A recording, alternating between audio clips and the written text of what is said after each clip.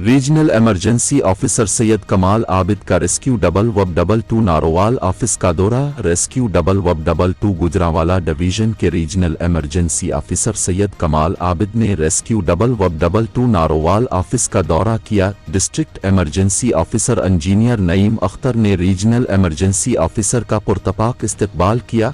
Rescue के चाको चौबंद दस्ते ने सलामी पेश की। इस मौके पर रीजनल इमरजेंसी ऑफिसर सैयद कमाल आबिद ने कहा कि पंजाब इमरजेंसी सर्विस डिपार्टमेंट का क़याम डॉक्टर रिजवान नसीर की अनथक मेहनत, लगन और काविशों की बदौलत है।